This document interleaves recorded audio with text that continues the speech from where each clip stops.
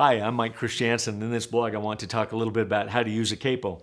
I'm sure most of you are familiar with basically what the capo is and how it works, but let me go through it here and might help you to explain to your students how to use the capo, and you might also get a couple of ideas on how to use it yourself.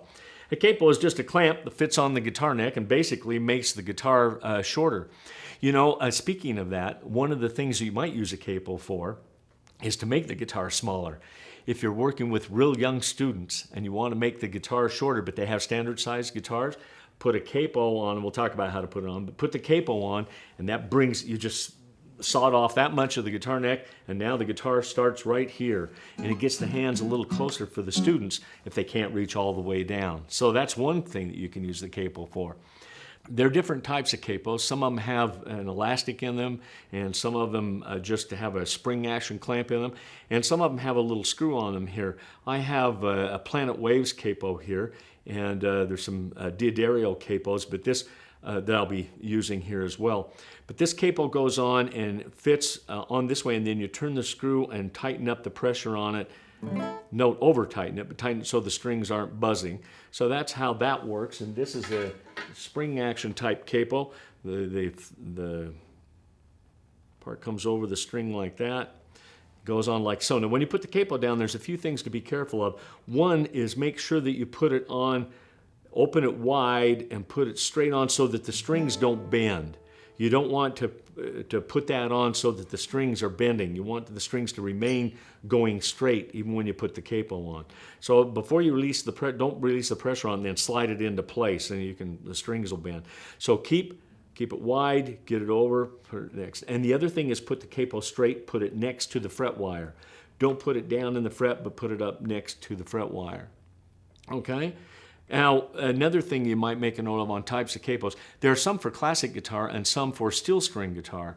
For the nylon string guitar, the part that goes against the strings will be straight. That will be level.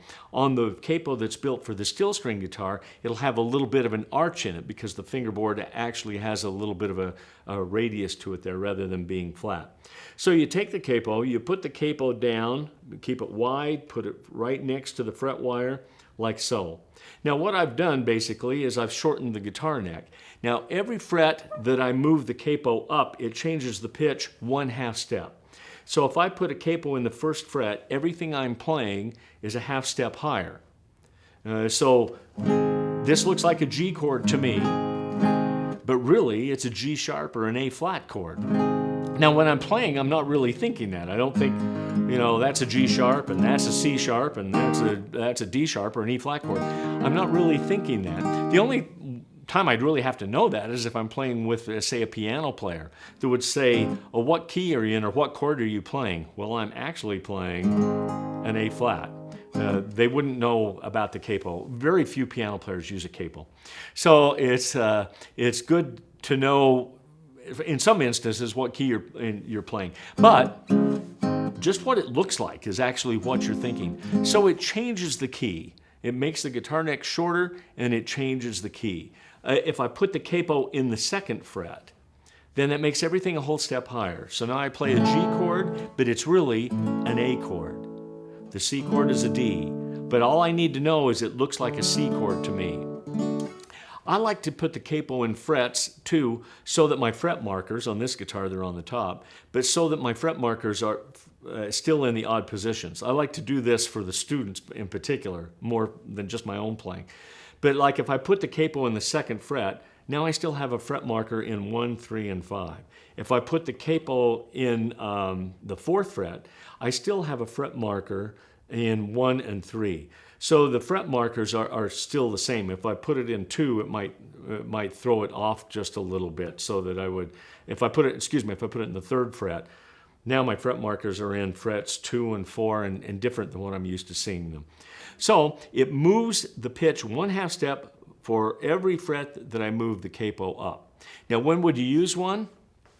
If you want to change the key of a song, if your students are playing some fairly simple chords but they can't sing it, they're playing a song that has G and C and D, but it's too high or low for them to sing. Well, put the capo on, and you could just experiment around with where to put it.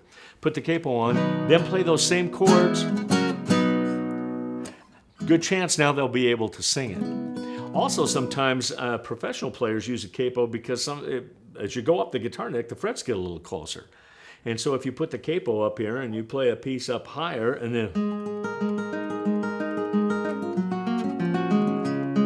if I'm doing like a really wide stretch, then the capos makes it so that the frets are a little bit closer together. It might make those stretch easier.